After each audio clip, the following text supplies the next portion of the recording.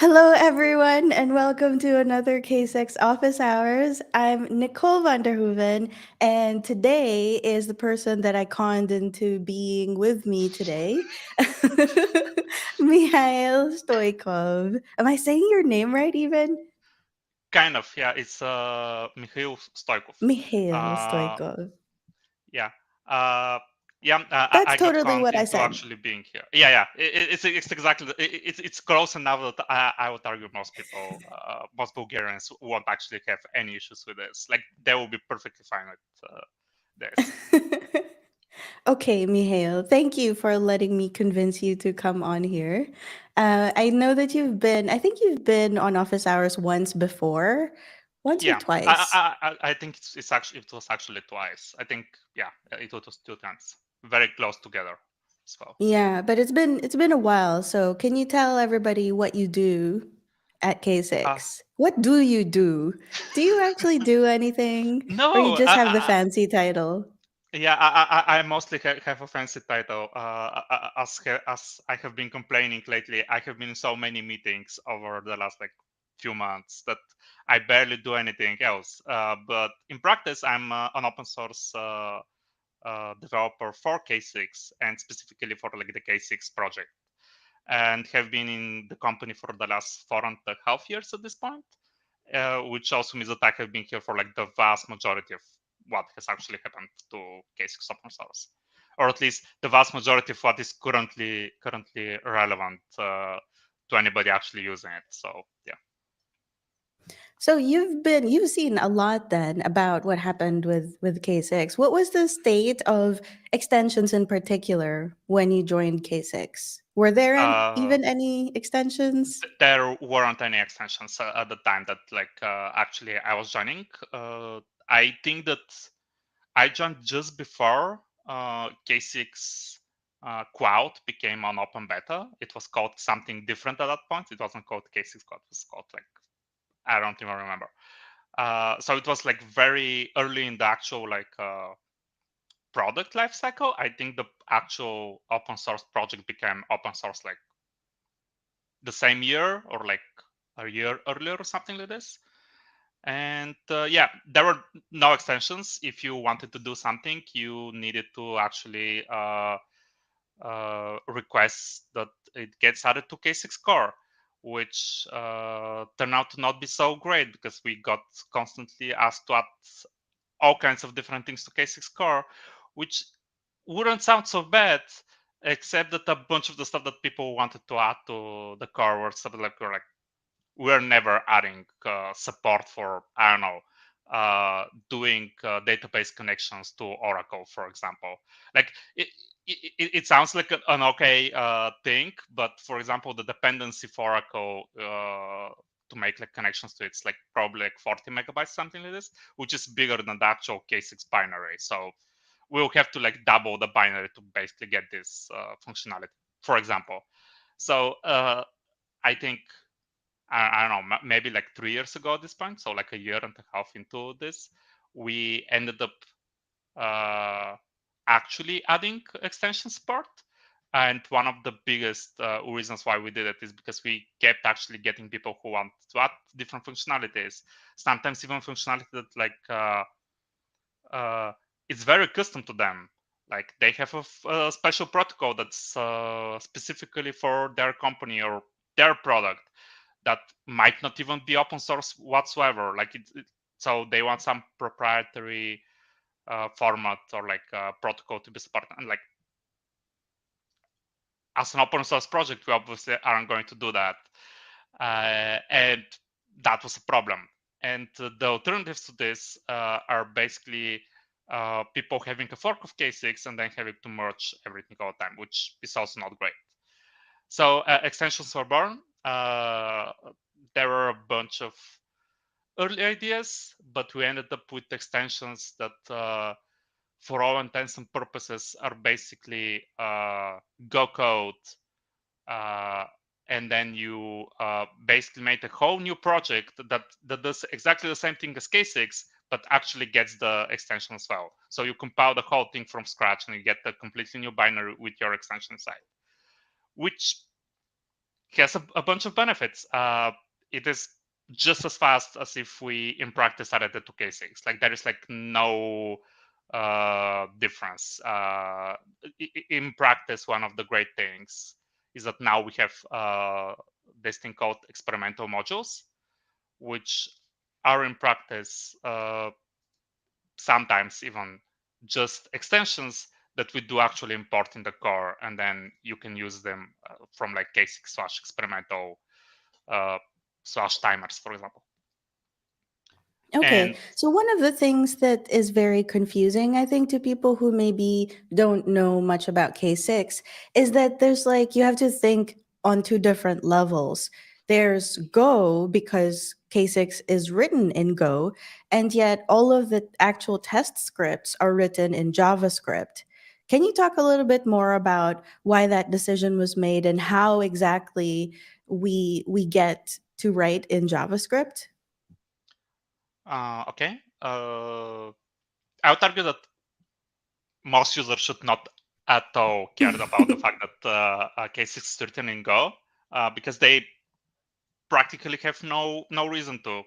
They should probably just write JavaScript tests and libraries and code, and like don't care about Go at all.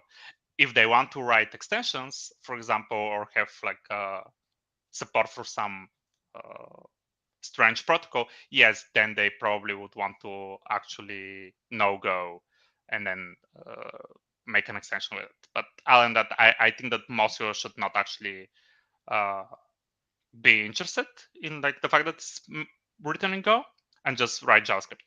I also haven't been here for like the JavaScript language decision. The previous thing that the previous product before that did actually use Lua as a scripting language instead of JavaScript or anything else.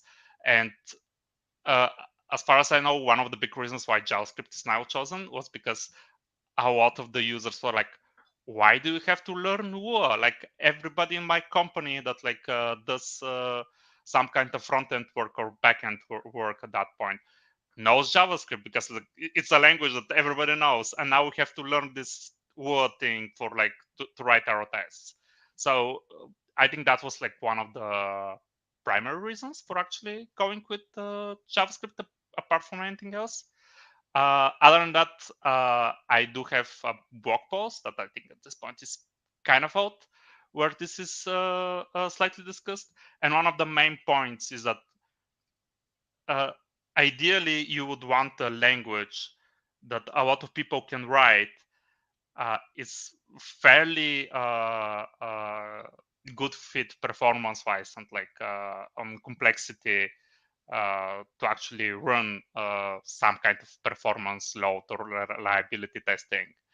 And there aren't actually all that many languages that I would argue fit this, because most languages that fit this need to be scripting languages. Like if you have a compiled language, there are a bunch of things that are decided like in the whole design of the language that make it less useful as a scripting language, less easy to just make really small scripts in it.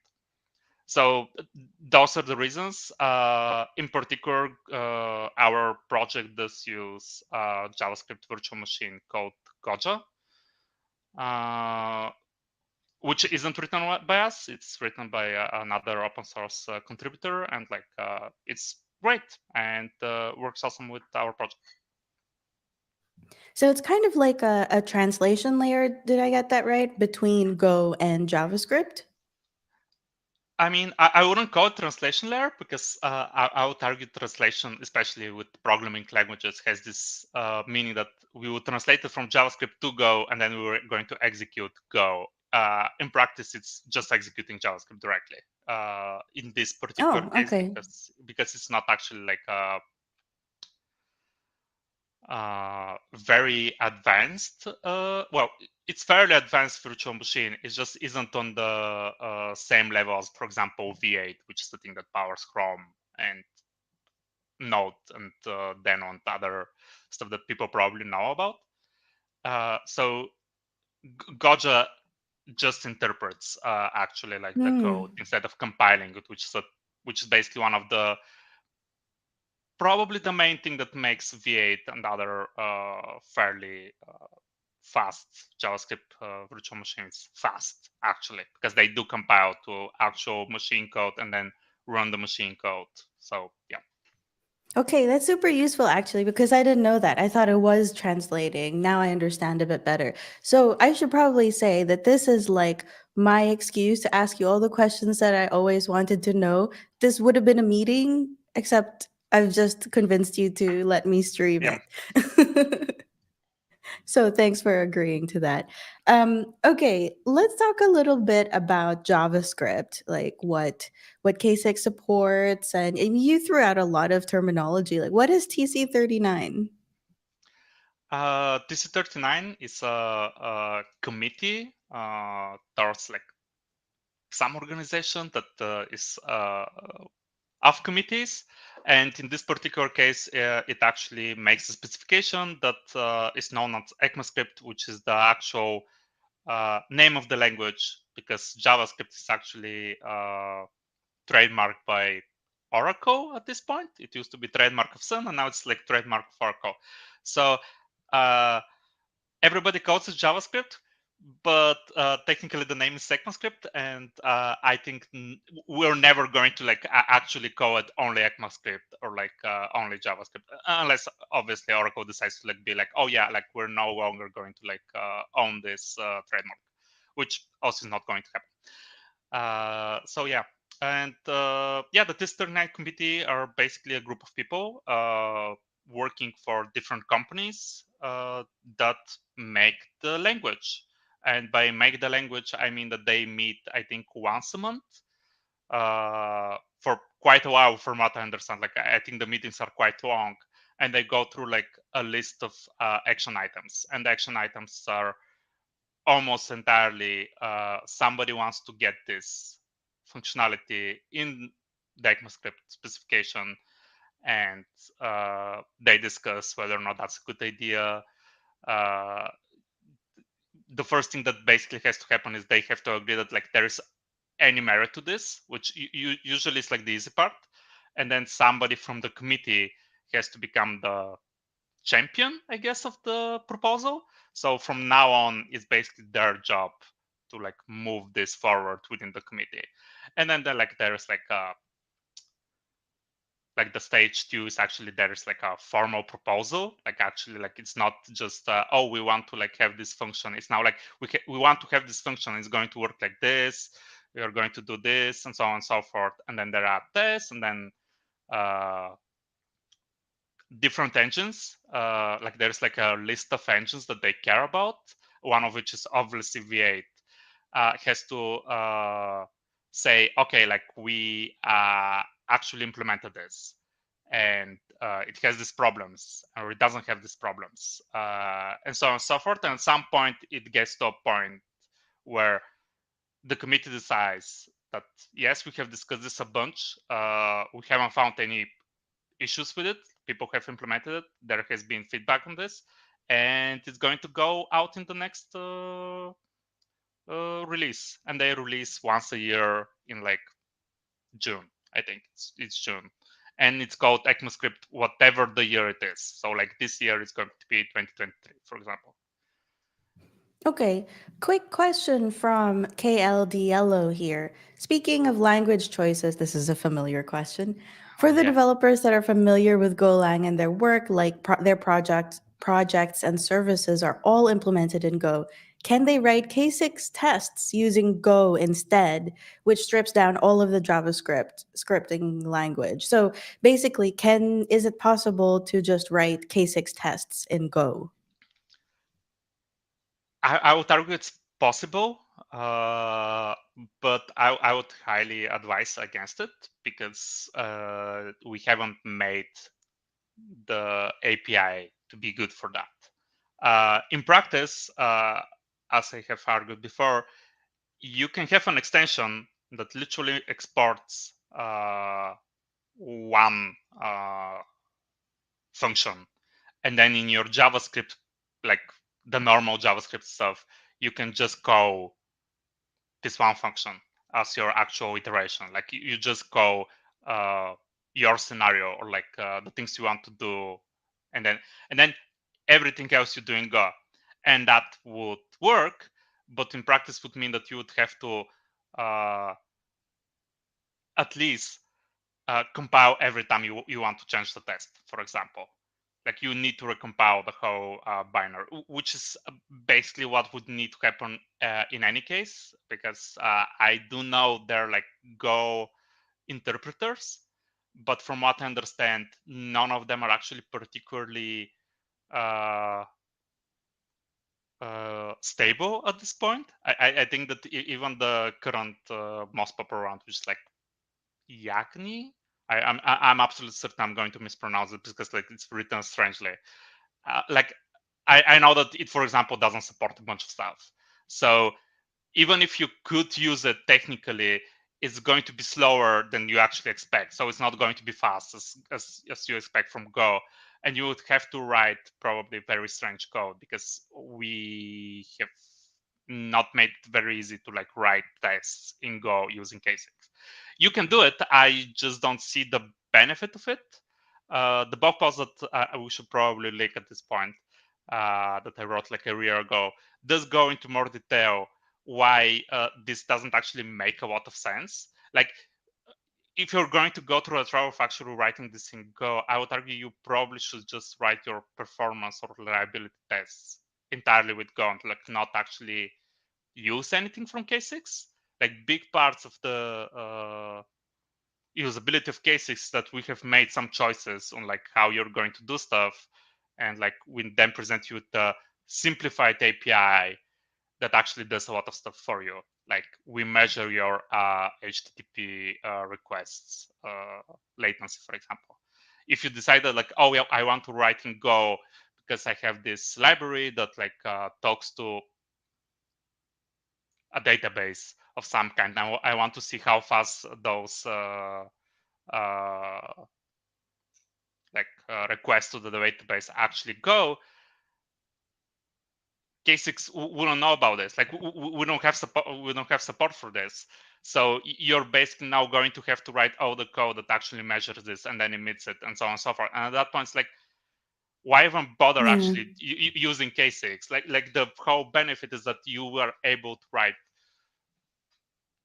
possibly easy to write JavaScript scripts and then execute them without having to compile or having to measure a bunch of stuff that you don't need to, because like we already do this for you. All right, that makes sense. It's kind of like, yeah, you can do it, but you'd be rewriting a lot of things. Yeah. So it's like you're creating your own tool, basically, that has to be recompiled every time you change something in the test. Yes. Okay, so let's go back to JavaScript. You were talking about how this committee, TC39, sets the specifications, and every year there are new things that are included into the language. That must make it difficult for K6 as well because we have to keep track of those changes and then decide, like, who decides actually where the cutoff is? What do we support? Uh, in practice, because Gotcha is open source, we do support like if we want something really badly, we can go add support for it, and we have done this for some reasons. But in general, my experience and opinion that's based on like that experience is that the majority of K6 users just don't really use any of the brand new JavaScript features. I cannot talk about like how popular every new release is across like general JavaScript developers, but within K6, I would argue that like the majority of people don't actually use any features that are particularly new. In practice, K6 does support not so like fully supports not so new versions of ECMAScript. We do advertise the ECMAScript 6 Plus, which is basically like ECMAScript 6 was like the last version that wasn't released yearly and wasn't named specifically for like its year. And it's actually ECMAScript 2015, like it's from the year 2015.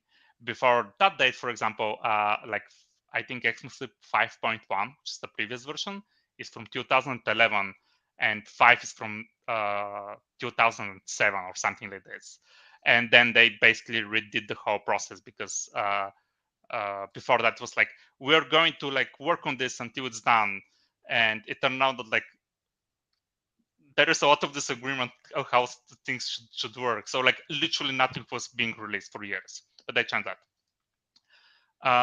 And even with like this support that like is fairly not that modern, I think we have like 3 features that people have requested over the years a lot, and like I think that only one of them is like particularly requested a lot and has like 19 thumbs ups on our issues, which is uh, object spread operator. Like that's like using 3 dots so that you can put basically all the properties of one object inside of another. Like you can do, you can make a new object, you can add some properties, and then do 3 dots, a different object, and it will put all the properties of that object inside. There is a workaround which is like a one line, and like it's a feature that like actually Gotcha does support. The problem is that for good and historical reasons, we do internally use a version of Babel.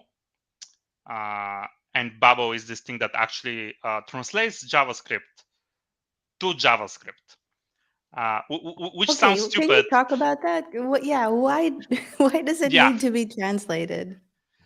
it basically translates newer JavaScript to older JavaScript. So it's the thing that for many years let us have Gotcha, which didn't support all that many ECMAScript 6 features, for example.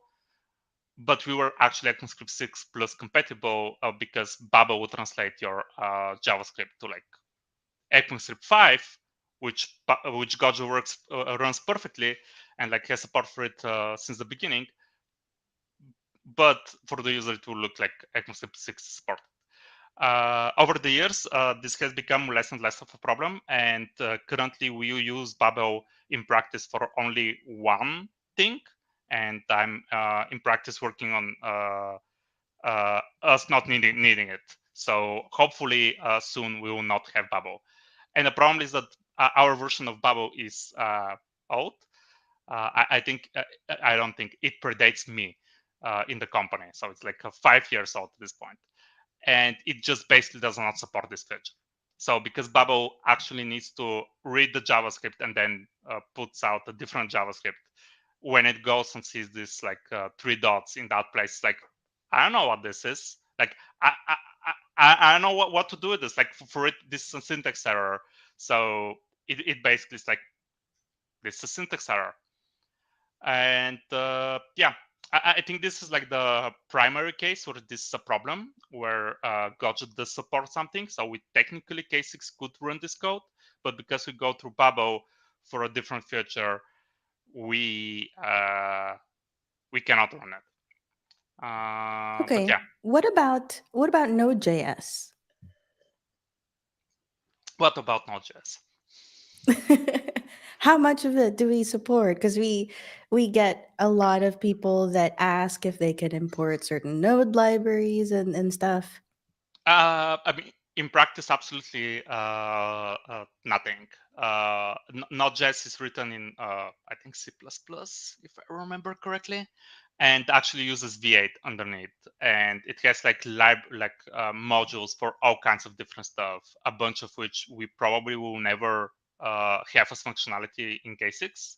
Like, for example, starting processes is like a thing that K6 will probably never have, or will have it like some extremely restricted way, in the same way that like Deno, for example, has like some amounts of permissions.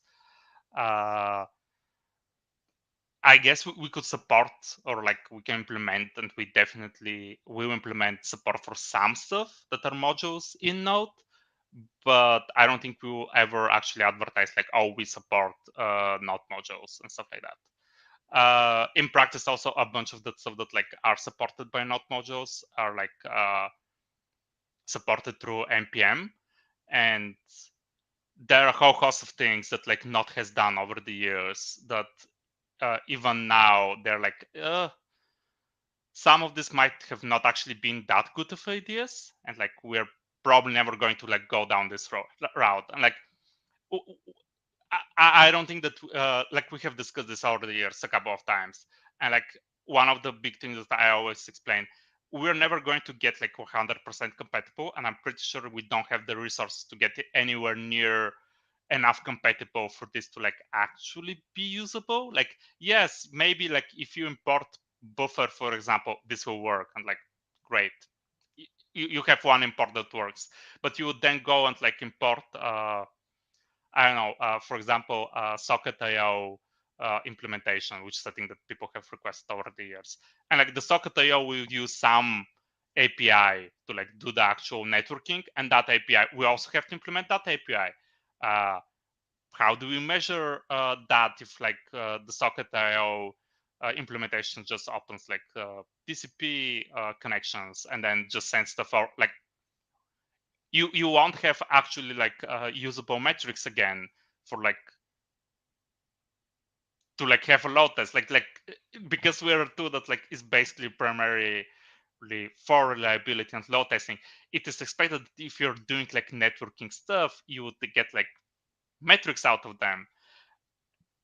So yeah, I guess some Also, things are, yeah. I think one thing that when people want to know about Node.js support, I think in most cases what they want are the browser stuff. And so for anybody who for whom that is the use case, I would suggest that you look into the experimental browser module within K6 instead, because that might already do what you're trying to do. KLDLO also has a follow-up comment related to JavaScript. One thing I personally feel K6 lacks is TypeScript documentation. I'm aware of one, but it's very basic, and there's a lack of examples. I don't think I don't actually know what kind of documentation we have for TypeScript. Let me go find. Not much. Yeah, not much. Yeah, we don't technically support TypeScript, or like, which is also true for like literally everything as far as I'm aware, except Deno, which is the only thing, the only major tool that I know that actually supports TypeScript. Everybody else basically compiles TypeScript with the TypeScript compiler, which is like part of the project, basically. And then it compiles to JavaScript, and you run that JavaScript. In practice, there is like not really all that much to be said. You literally have to do this until we decide and actually implement a TypeScript compiler in Go, which yeah, not very likely. But yeah, I do remember like there was like a Go developer who said that like they're working on this, and we're like, yes, we're finally going to get this, and we haven't heard in like a year. So I'm not holding my breath any longer.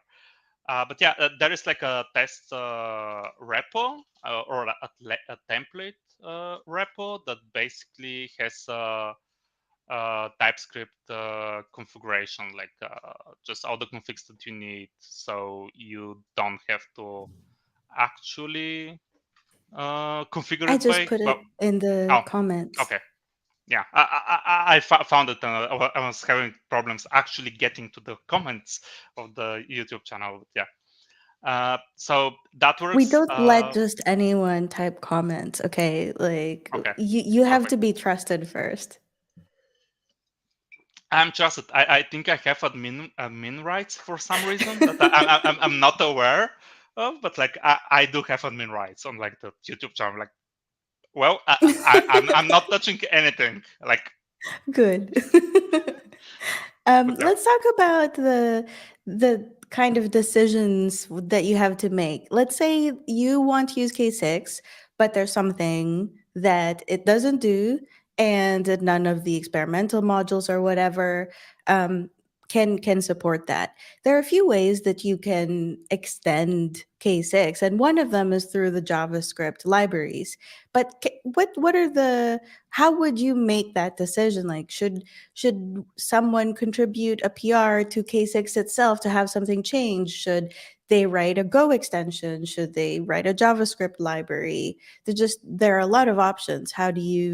What's the rule of thumb here? Uh, Basically, there are like pros and cons to everything. I would argue adding PRs to K6 is probably like the hardest thing. And like, well, adding PRs is not the hardest thing. Actually, getting the PRs merged is the hardest thing.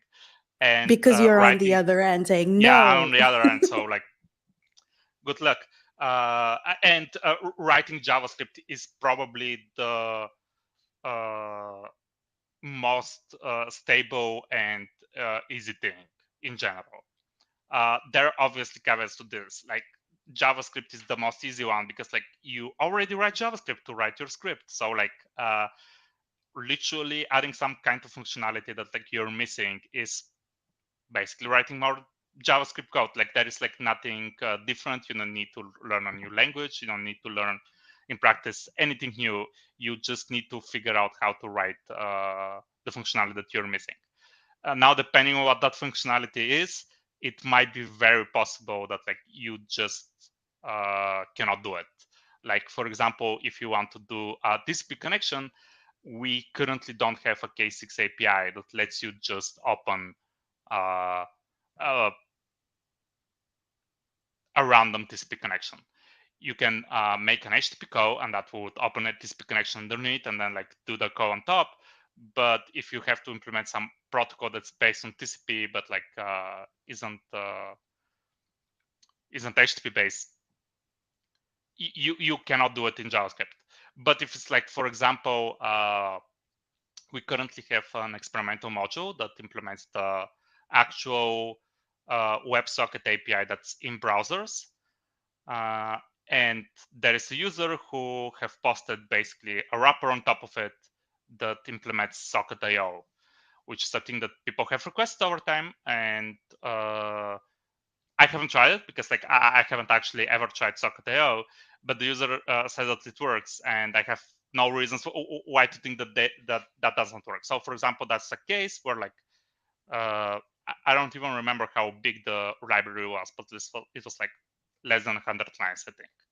And I basically just have JavaScript code that like, as long as we don't change the actual import path for the experimental WebSockets, it will work. And even then, the only thing that you would need to fix, for example, that import path, how you actually get the WebSockets API. So it is as future-proof as it possibly could be, because I'm pretty sure that like almost every script that has been written for K6 in the last 5 years will run on like newer version of K6, more or less just as well as it ran like on like 5 years ago.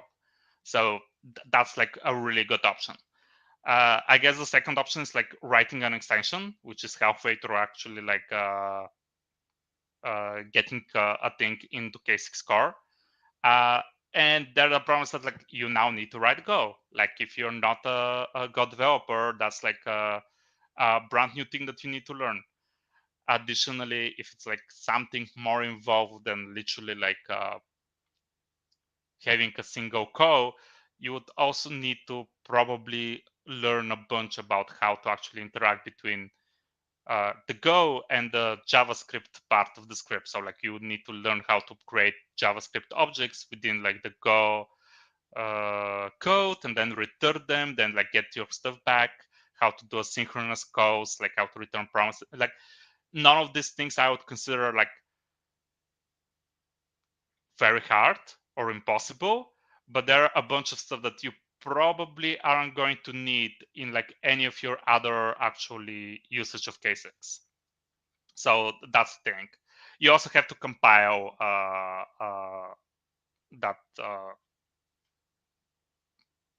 uh, that extension, which as well means that it, for example, won't work in the K6 Cloud because the K6 Cloud currently does not support extensions from users randomly. We do support them for like very, very big clients, very, very rarely. Like there is like some client that like really, really wants a particular protocol, for example, and there is an extension, or they write an extension, or we write an extension for it.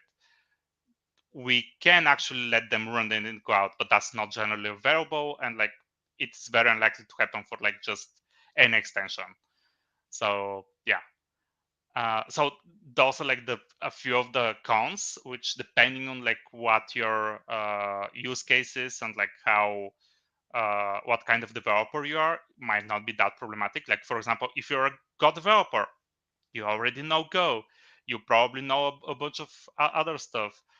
So you only will probably need to learn how to interact with Gojo and how to return JavaScript stuff to back to Go. But otherwise, it's probably like very complicated. The upsides is that you have almost as much power as anything in K6 core. Basically, like any module in K6 core has exactly the same functionality possibilities as you. The only difference is that like in K6 core, there are other stuff apart from like JavaScript modules. So like if you want to add somewhere else, that's like harder, I guess. But for like functionality, like I want to support Socket.io, or like I want to make database connections or something like this like a thing that you can do. So I just Yeah. made a quick presentation using this awesome tool called Obsidian. Oh no. um, about some of the things that you've been saying because I just wanted to like distill it. All right, so I mean, obviously very basic, but we were talking about the differences between when should you first contribute or write JavaScript code or and just include that as a library. The second is extensions, and the third meaning Go extensions, and the third is contributing to K6 core.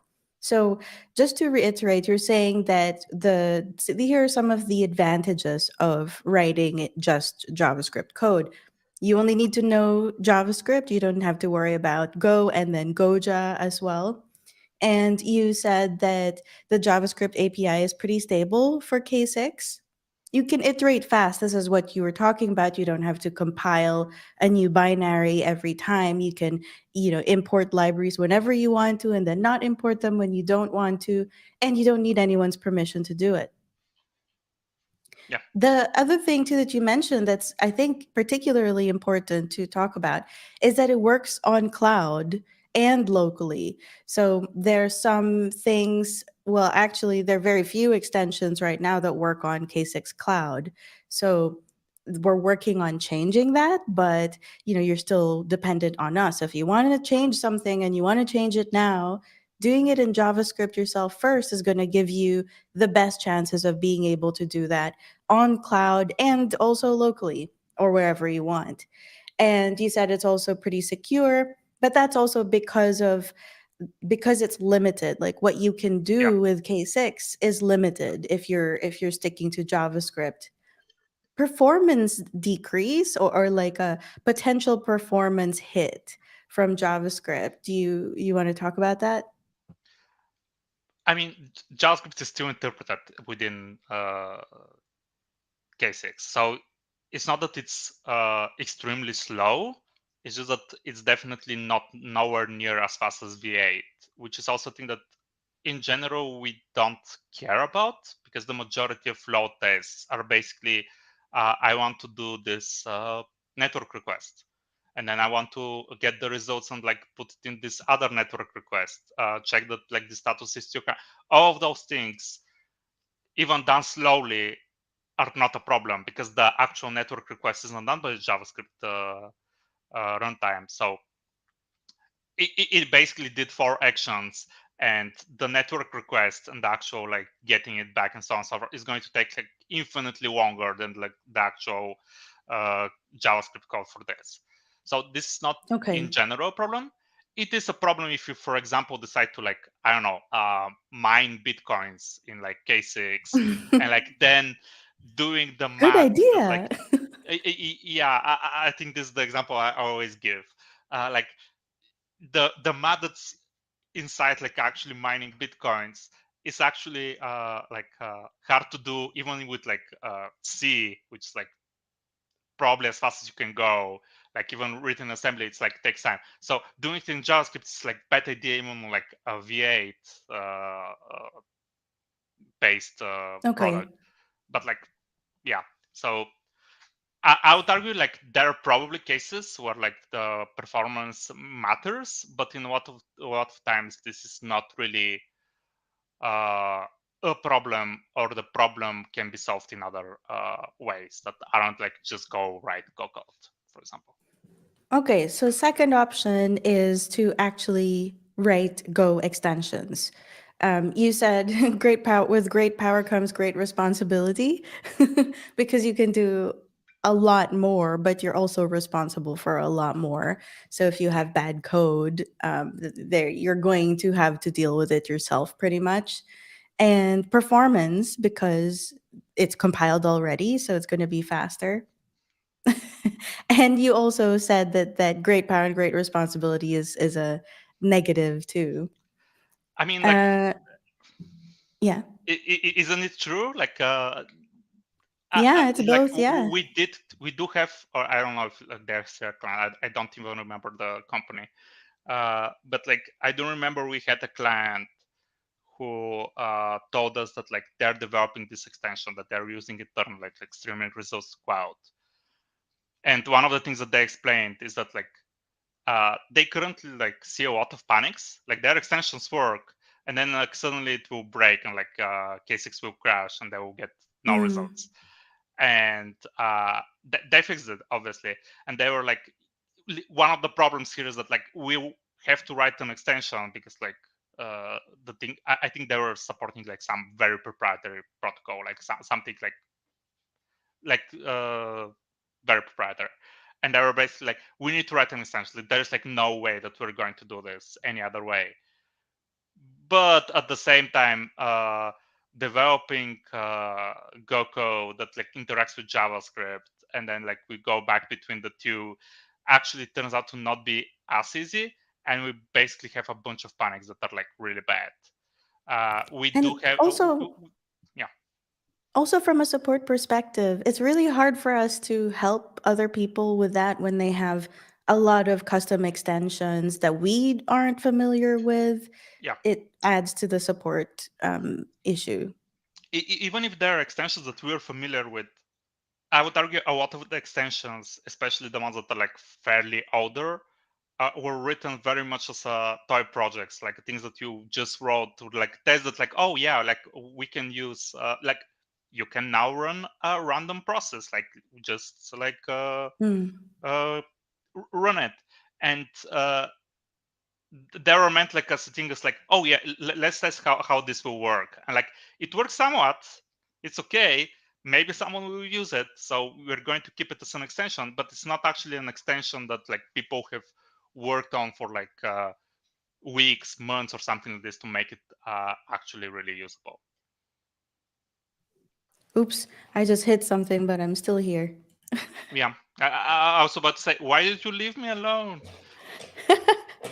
Well, we did know that something was going to happen, right, on a live stream. I mean, this seems pretty fine to me so far, but yeah. But yeah, Okay, so I guess the final thing's like PRs for 2K6, which basically has more or less all the pros and cons of extensions, except that it will actually work in the cloud and you won't need to compile it from source. But then also you would need to actually make like good argument to the K6 core maintainers, one of which am I, that like the feature that you want to add to K6 is actually worth the additional maintenance and like the uh, additional binary size and so on and so forth. Because like we have so far actually not other functionality that we actually agreed, oh, this is cool, like we like the functionality, but then actually it has like 10 megabytes to the binary, and we're like, we don't really want to like add Yeah. 20% of the current binary size to the binary in order to add this functionality that like, yeah, it's cool, it's useful, we don't have anything against it, but like there is like a single person who has come and like, oh yeah, we want this, and like we've done this functionality for you.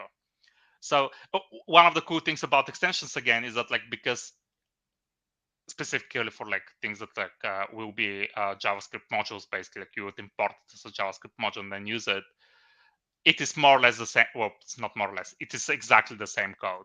So if you have an extension, or if you've done like a PR that like basically adds a module like this, you can have an extension out of it without any problems. So that's the cool part. And this is more or less how we currently implement experimental extensions. Actually, like we make an extension, we make a bunch of development as an extension, and at some point we're like, okay, like we now think that like this is like fairly stable, like we have a bunch of depth, we have a bunch of functionality, it's no longer like a completely a toy project, and we are now going to add it as an experimental module because we think there is like value in it. Okay, so So yeah. we have 15 minutes, so I would like to talk about what is available already that's out there.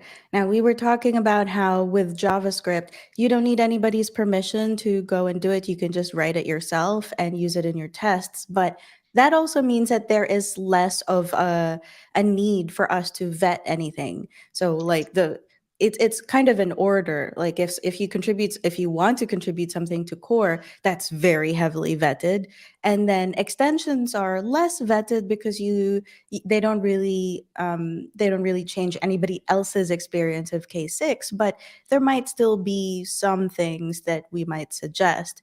And then JavaScript is like the most unvetted part because you don't need us to tell you how to write that stuff. And because of that, we have a jslib.k6.io, and I'll put it in the chat as well so you can go here. So this is like our collection of scripts that kind of are created by us and maintained by us.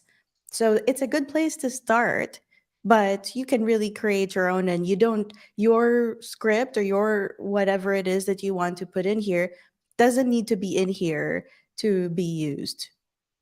Yes. Actually, a thing that I do all the time is that if I want to share a script with someone, I would sometimes just like make it into a gist, and like put it in like Yeah. gist on GitHub, and then you have a button that literally gives you the raw file, so like you can actually import it within like uh, K6 script and then run it, and it's going to go get it from the actual gist. So that, for example, works really, really well in my opinion. And like all the examples in the JS, they basically do the same thing, except that we are actually hosting these specific libraries in this specific place. So yeah, Yeah. So there has this actually been a bunch of people who have asked to like to get stuff added to it. But the things that we don't really intend on like adding a bunch of uh, fairly not so much random, but like not well vetted or like well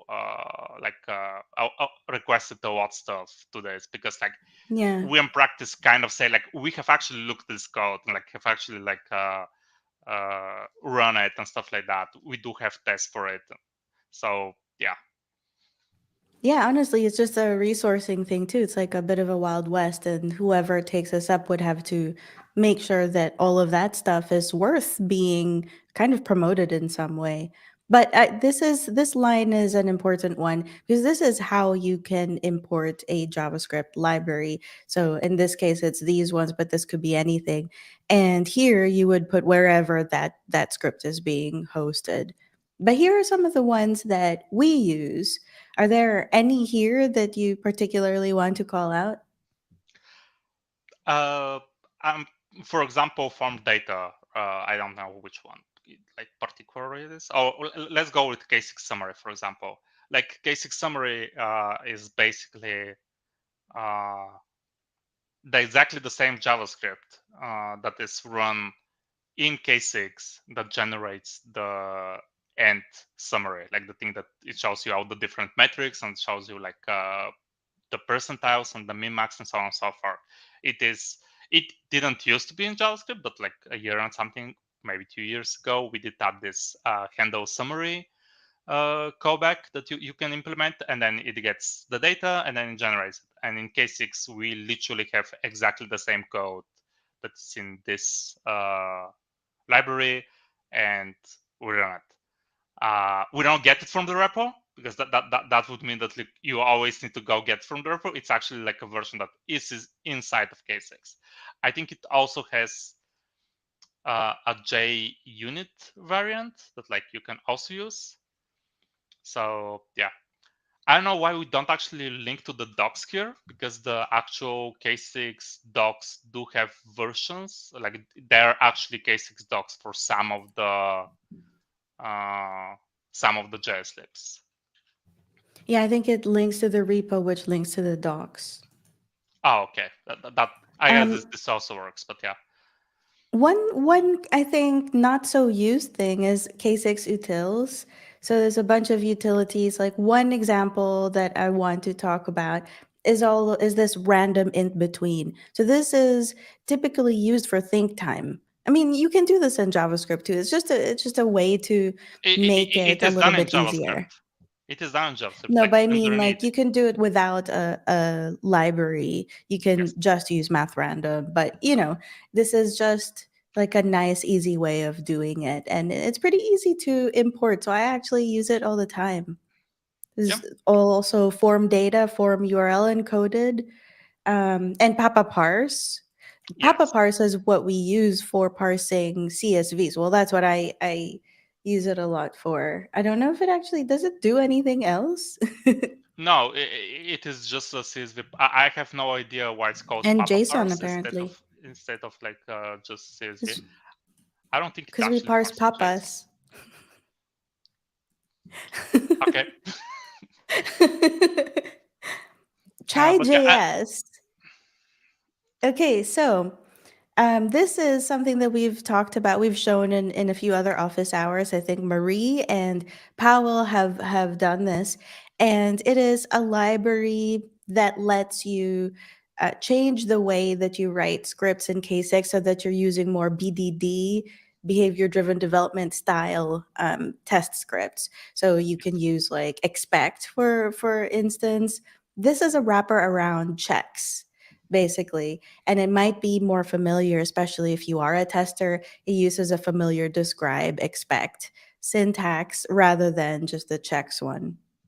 yeah. I think Paul is actually the creator of it, if I remember correctly, and it is basically a copy of Chai.js, which is like a separate project that basically does exactly this. And then underneath, it's changed what it actually uses to tell you that something went wrong or something went well. And like in this case, it uses checks because that's the thing that K6 has. It's an API to actually signal that like a thing is going well or badly. Yeah, so I think this is a really good example of something that changes how you interact with K6, but isn't something that we would that everybody would want. You know, not everyone is familiar with this sort of syntax, so it's useful to be able to import it if you are. It's all about getting the people who are going to write the tests to actually write them in K6, right? So this Yep. is a really good one. There's also AWS. I think that's a new one that I think Teo, you said, was working on. Yeah. So AWS is one of those. Well, AWS is the Amazon Web Services, like this the actual thing. Like we have a name for something else, like just in case people are wondering. And it is one of those cases where like a lot of users want to interact with AWS for different reasons. And AWS does have an HTTP based API. So in theory, at least, you can just use normal cases HTTP to like make requests to it. And that works great, except that, well, it's not really except, but you need to sign your request in a very specific way that's like AWS specific. Like they have a specific, like they have made themselves like basically a small protocol for this.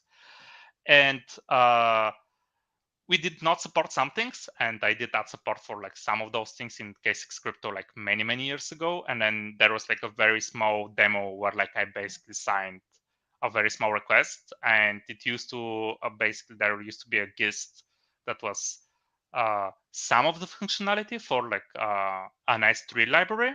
So you could upload the file, download the file, change the. I think I've made changing the. It's not settings. It's like the let's go with the settings of a given file and stuff like that. And that worked well, but it wasn't really a library. It was mostly like a very small script. And over the years, we have always wanted to actually like have this somewhat better, because the original AWS library that AWS does actually support does not use API that K6 supports. So like even if it worked fairly okay in K6 for like different ways, you won't be actually able to like use it. And it also is like, I think 3 megabytes of JavaScript or something like this. So it's like very Oh, heavy on okay. the actual like execution. So even if we actually implemented the APIs, then like you would actually have to import a 3 megabyte JavaScript file in all your different views, which are like separate JavaScript virtual machines. So you would have like 1,000 times that 3 megabyte JavaScript file, for example, if you have 1,000 views, which isn't really a problem if, for example, you have it in like a browser and like you have a one tab that has a top on. It's like one, you have it one time, but like for K6, you would have to import it in all your views to basically be able to use it, which makes stuff a bit harder and like a bit less useful. So yeah, and then I think a year and something ago, Theo wanted to work on this, and I was like, great, finally someone who actually get this done, because I think I started the library like I started having as a library a very long time ago, and then the project died because one of the problems, you want to have tests for this, like you really want to like actually be able to test this, but in order to test this, you basically have to go make an AWS account, configure like a test environment, run your tests, and then that's it. But the problem with this is that like you now need to know AWS in and outs, and like I did that for S3, and then I don't remember which is the next thing that was added after. It's like, I don't know how to use this API. I don't use this API, so that was a problem. But yeah, now it supports a bunch of stuff. I think things keep getting added, so people are apparently using it, and it seems to work pretty okay. I don't think anyone has complained about it being slow or like not being performant enough. So this is a good case where, yeah, this could have been an extension. Like AWS does actually have a Go API, so you could make an extension. I think actually there is an extension for this somewhere done by someone. You can import AWS and then just use their API, but it won't work in the cloud, for example, and you now have to import the AWS Go library, which I'm pretty sure is also really big and does add like 10 or 15 megabytes to like the binary again. So I just wanted to reiterate that this in jslib k6.io, these are the things that we have maintained or ones that we just use all the time and know well enough to feel comfortable about having it on here. It is a maintenance headache, kind of, to try to look at these requests and have to dig into the code and see whether or not we should put it in here. I think it's easier to think of the JS lib as like a temporary white circle that we put all of the things that we know are safe or that are useful, but that doesn't stop you from expanding outside of that and creating your own stuff. So ideally, actually, what I would like is to have, and I'm also just picking your brain on this, Mihail.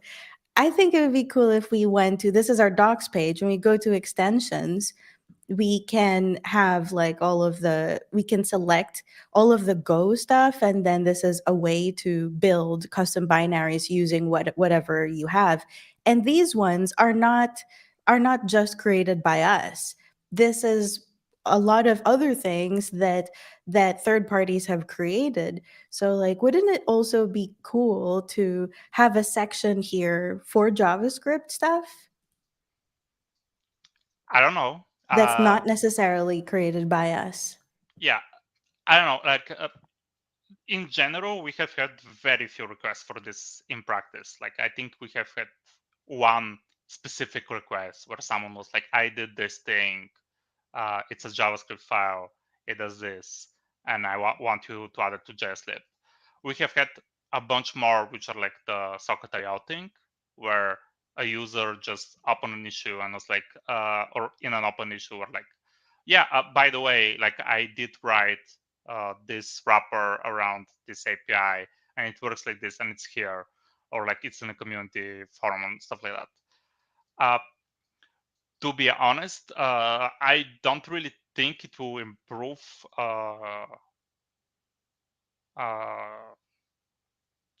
findability of those extensions all that much, although probably will, well, not extensions, JavaScript libraries all that much. In practice, the actual like the idea, as far as I know, of that UI is basically that we already list all the different extensions, so like you can like click on them, and like instead of having to like copy paste different parts of them, it's going to like just write you a nice line that you can just copy the whole line in the terminal and run it. For JavaScript libraries, that, for example, won't work, because like, yeah, we will show you what the JavaScript library is, like, but you still need to write your own import somewhere with like the stuff that you Yeah. actually want from the library and stuff like that. You can ask Paul, who is in charge of this, whether or not he wants to be the person who has to figure out whether or not a JavaScript library should or should not actually be listed somewhere. But He yeah. doesn't. He's trying to get me to do it. That's why I did this with you, I to mean, see like, let's see what I'm then you getting have into your first. answer. All right. Thank you for joining. You were already over time, but Mihail and I don't celebrate Easter. That's why we're here on Yay! Easter Why do weekend. celebrate it? Yay! Well, not this weekend, at Yeah, least. next week. I just am a heathen and don't at all. But anyway, if you do celebrate Easter or whatever holiday you're celebrating, happy holidays. And thank you, Mihail, for joining. Thank you, everybody who's watching this now and later on. And I guess we'll see you next week. Yeah. Bye bye. Bye.